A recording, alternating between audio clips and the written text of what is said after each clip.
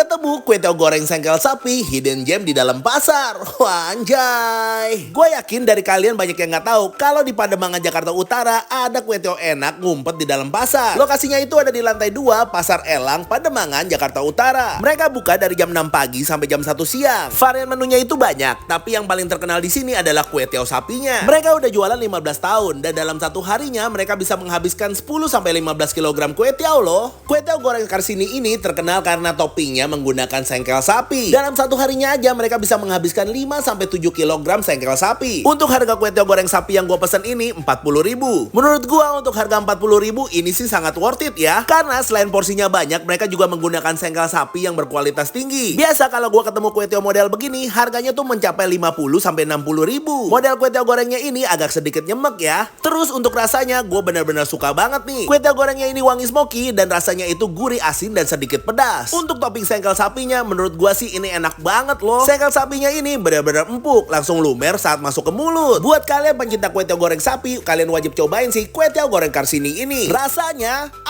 mantap.